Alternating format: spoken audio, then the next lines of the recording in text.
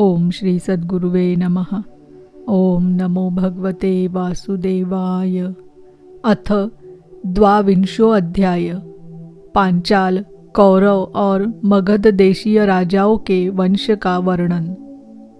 श्री शुकदेव जी कहते हैं, परीक्षित, दिवोदास का पुत्र था मैत्रेयु।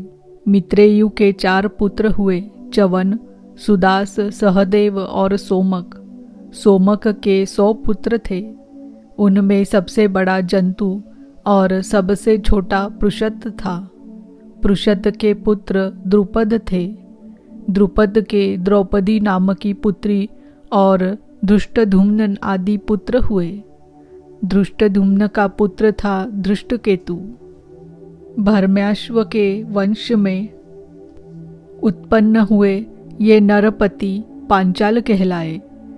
अजमीढ़ का दूसरा पुत्र था रुक्ष। उनके पुत्र हुए संवरण। संवरण का विवाह सूर्य की कन्या तप्ती से हुआ। उन्हीं के गर्भ से कुरुक्षेत्र के स्वामी कुरु का जन्म हुआ। कुरु के 4 पुत्र हुए, परीक्षित, सुधन्वा, जन्हू और निषधाश्व। सुधन्वा से सुहोत्र, सुहोत्र से च्यवन, च्यवन से कृति, कृति से उपरिचरवसु और उपरिचरवसु से बृहद्रथ आदि कई पुत्र उत्पन्न हुए। उनमें बृहद्रथ, कुशाम्ब, मत्स्य, प्रत्यग्र और चेदीप आदि चेदी देश के राजा हुए। बृहद्रथ का पुत्र था कुशाग्र, कुशाग्र का ऋषभ, ऋषभ का सत्यहित, सत्यहित का पुष्पवान और पुष्पवान के जहू नामक पुत्र हुआ। बृहद्रथ की दूसरी पत्नी के गर्भ से एक शरीर के 2 टुकड़े उत्पन्न हुए।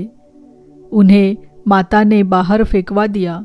तब जरा नाम की राक्षसी ने जियो जियो इस प्रकार कहकर खेल खेल में उन दोनों टुकड़ों को जोड़ दिया। उसी जोड़े हुए बालक का नाम हुआ जरासंध। जरासंध का सहदेव, सहदेव का सोमापी और सोमापी का पुत्र हुआ श्रुतश्रवा। कुरु के ज्येष्ठ पुत्र परीक्षित के कोई संतान न हुई। जन्हू का पुत्र था सुरथ, सुरथ का विदुरथ, विदुरथ का सार्वभौम, सार्वभौम का जयसेन, जयसेन का राधिक और राधिक का पुत्र हुआ अयुत, अयुत का क्रोधन, क्रोधन का देवातिथि, देवातिथि का ऋष्य, ऋष्य का दिलीप और दिलीप का पुत्र प्रतीप हुआ। प्रतीप के 3 पुत्र थे, देवापी, शंतनु और बाल्हिक। देवापी अपना पैतृक राज्य छोड़कर वन में चला गया, इसीलिए उसके छोटे भाई शंतनु राजा हुए। पूर्व जन्म में शंतनु का नाम महाभीष था। इस जन्म में भी वे अपने हाथों से जिसे छू देते थे वह बूढ़े से जवान हो जाता था। उसे परम शांति मिल जाती थी। इसी करामात के कारण उनका नाम शंतनु हुआ।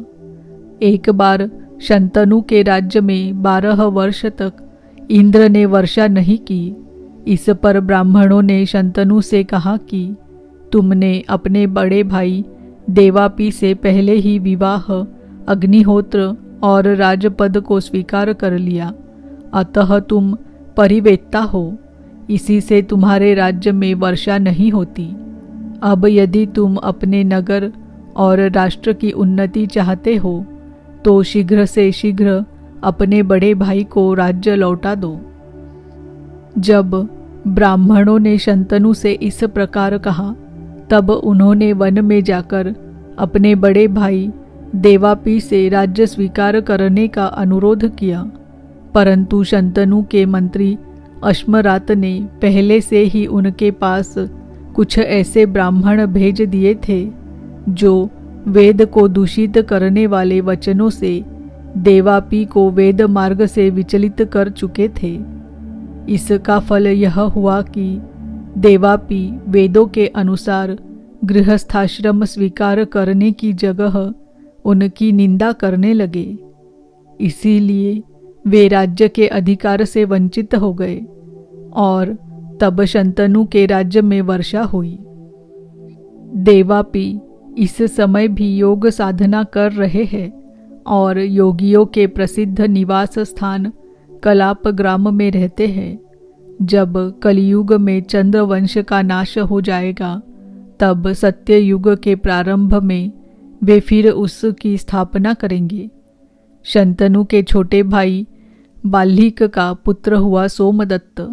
सोमदत्त के 3 पुत्र हुए, भूरि, भूरिश्रवा और शल। शंतनु के द्वारा गंगा जी के गर्भ से नैष्ठिक ब्रह्मचारी भीष्म का जन्म हुआ। वे समस्त धर्मज्ञों के सिरमौर, भगवान के परम प्रेमी भक्त और परम ज्ञानी थे। वे संसार के समस्त वीरों के अग्रगण्य नेता थे। औरों की तो बात ही क्या, उन्होंने अपने गुरु भगवान परशुराम को भी युद्ध में संतुष्ट कर दिया था। शंतनु के द्वारा दाशराज की कन्या के गर्भ से 2 पुत्र हुए, चित्रांगद और विचित्रवीर्य। चित्रांगद को चित्रांगद नामक गंधर्व ने मार डाला। इसी दाशराज की कन्या सत्यवती से पराशर जी के द्वारा मेरे पिता भगवान के कलावतार स्वयं भगवान श्री कृष्ण द्वैपायन व्यास जी अवतीर्ण हुए थे। उन्होंने वेदों की रक्षा की। परीक्षित, मैंने उन्हीं से इस श्रीमद् भागवत पुराण का अध्ययन किया था। यह पुराण परम गोपनीय, अत्यंत रहस्यमय है। इसी से मेरे पिता भगवान व्यास जी ने अपने पैल आदि शिष्यों को इसका अध्ययन नहीं कराया, मुझे ही इसके योग्य अधिकारी समझा। एक तो मैं उनका पुत्र था और दूसरे शांति आदि गुण भी मुझ में विशेष रूप से थे। शंतनु के दूसरे पुत्र विचित्रवीर्य ने काशीराज की कन्या अंबिका और अंबालिका से विवाह किया। उन दोनों को भीष्म जी स्वयंवर से बलपूर्वक ले आए थे। विचित्रवीर्य अपनी दोनों पत्नियों में इतना आसक्त हो गया कि उसे राजयक्ष्मा रोग हो गया और उसकी मृत्यु हो गई। माता सत्यवती के कहने से भगवान व्यास जी ने अपने संतानहीन भाई की स्त्रियों से धृतराष्ट्र और पांडु 2 पुत्र उत्पन्न किए। उनकी दासी से तीसरे पुत्र विदुर जी हुए। परीक्षित, धृतराष्ट्र की पत्नी थी गांधारी। उसके गर्भ से 100 पुत्र हुए। उनमें सबसे बड़ा था दुर्योधन। कन्या का नाम था दुश्शला। पांडु की पत्नी थी कुंती। शापवश पांडु स्त्री सहवास नहीं कर सकते थे, इसीलिए उनकी पत्नी कुंती के गर्भ से धर्म, वायु और इंद्र के द्वारा क्रमशः युधिष्ठिर, भीमसेन और अर्जुन नाम के 3 पुत्र उत्पन्न हुए। ये तीनों के तीनों महारथी थे। पांडु की दूसरी पत्नी का नाम था माद्री। दोनों अश्विनी कुमारों के द्वारा उसके गर्भ से नकुल और सहदेव का जन्म हुआ। परीक्षित, इन 5 पांडवों के द्वारा द्रौपदी के गर्भ से तुम्हारे 5 चाचा उत्पन्न हुए। इनमें से युधिष्ठिर के पुत्र का नाम था प्रतिविंध्य, भीमसेन का पुत्र था श्रुतसेन, अर्जुन का श्रुतकीर्ति, नकुल का शतानिक और सहदेव का श्रुतकर्मा। इनके सिवा युधिष्ठिर के पौरवी नाम की पत्नी से देवक और भीमसेन के हिडिंबा से घटोत्कच और काली से सर्वगत नाम के पुत्र हुए। सहदेव के पर्वत कुमारी विजया से सुहोत्र और नकुल के करेणुमति से निरमित्र हुआ। अर्जुन द्वारा नागकन्या उलूपी के गर्भ से ईरावान और मणिपुर नरेश की कन्या से बभ्रुवाहन का जन्म हुआ। बभ्रुवाहन अपने नाना का ही पुत्र माना गया, क्योंकि पहले से ही यह बात तय हो चुकी थी। अर्जुन की सुभद्रा नाम की पत्नी से तुम्हारे पिता अभिमन्यु का जन्म हुआ। वीर अभिमन्यु ने सभी अतिरथियों को जीत लिया था। अभिमन्यु के द्वारा उत्तरा के गर्भ से तुम्हारा जन्म हुआ। परीक्षित, उस समय कुरुवंश का नाश हो चुका था। अश्वत्थामा के ब्रह्मास्त्र से तुम भी जल ही चुके थे, परंतु भगवान श्री कृष्ण ने अपने प्रभाव से तुम्हें उस मृत्यु से जीता जागता बचा लिया। परीक्षित, तुम्हारे पुत्र तो सामने ही बैठे हुए हैं। इनके नाम हैं जन्मेजय, श्रुतसेन, भीमसेन और उग्रसेन। ये सब के सब बड़े पराक्रमी हैं। जब तक्षक के काटने से तुम्हारी मृत्यु हो जाएगी, तब इस बात को जानकर जन्मेजय बहुत क्रोधित होगा और यह सर्प यज्ञ की आग में सर्पों का हवन करेगा। यह कावशेय तूर को पुरोहित बनाकर अश्वमेध यज्ञ करेगा और सब ओर से सारी पृथ्वी पर विजय प्राप्त करके यज्ञों के द्वारा भगवान की आराधना करेगा। जन्मेजय का पुत्र होगा शतानिक। वह याज्ञवल्क्य ऋषि से तीनों वेद और कर्मकांड की तथा कृपाचार्य से अस्त्र विद्या की शिक्षा प्राप्त करेगा एवं शौनक जी से आत्मज्ञान का संपादन करके परमात्मा को प्राप्त करेगा। शतानिक का सहस्त्रानिक, सहस्त्रानिक का अश्वमेधज, अश्वमेधज का असीम कृष्ण और असीम कृष्ण का पुत्र होगा नेमी चक्र। जब हस्तिनापुर गंगा जी में बह जाएगा, तब वह कौशाम्बीपुरी में सुखपूर्वक निवास करेगा। नेमी चक्र का पुत्र होगा चित्ररथ, चित्ररथ का कविरथ, कविरथ का वृष्टिमान, वृष्टिमान का राजा सुषेण, सुषेण का सुनीथ, सुनीथ का नृचक्षु, नृचक्षु का सुखीनल, सुखीनल का परिप्लव, परिप्लव का सुनय, सुनय का मेधावी, मेधावी का नृपंजय, नृपंजय का दुर्व और दुर्व का पुत्र तिमी होगा। तिमी से बृहद्रथ, बृहद्रथ से सुदास, सुदास से शतानिक, शतानिक से दुर्दमन, दुर्दमन से वहीनर, वहीनर से दंडपाणी, दंडपाणी से निमि और निमि से राजा क्षेमक का जन्म होगा।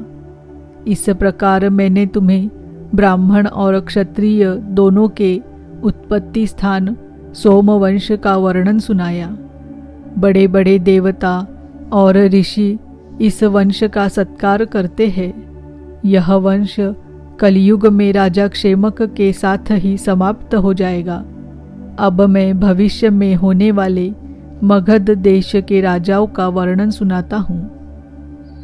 जरासंध के पुत्र सहदेव से मार्जारी, मार्जारी से श्रुतश्रवा, श्रुतश्रवा से अयुतायु और अयुतायु से नीरमित्र नामक पुत्र होगा। नीरमित्र के सुनक्षत्र, सुनक्षत्र के बृहत्सेन, बृहत्सेन के कर्मजित, कर्मजित के श्रुतंजय, श्रुतंजय के विप्र और विप्र के पुत्र का नाम होगा शुचि। शुचि से क्षेम, क्षेम से सुव्रत, सुव्रत से धर्मसूत्र, धर्मसूत्र से शम, शम से द्युमत्सेन, द्युमत्सेन से सुमति और सुमति से सुबल का जन्म होगा। सुबल का सुनीथ, सुनीथ का सत्यजीत, सत्यजीत का विश्वजीत और विश्वजीत का पुत्र रिपुंजय होगा। ये सब बृहद्रथ वंश के राजा होंगे। इनका शासनकाल 1000 वर्ष के भीतर ही होगा। इति श्रीमद्भागवते महापुराणे पारमहंस्यां संहितायां नवमस्कन्धे 22 अध्यायः। ओम नमो भगवते वासुदेवाय। ओम नमो भगवते वासुदेवाय। ओम नमो भगवते वासुदेवाय।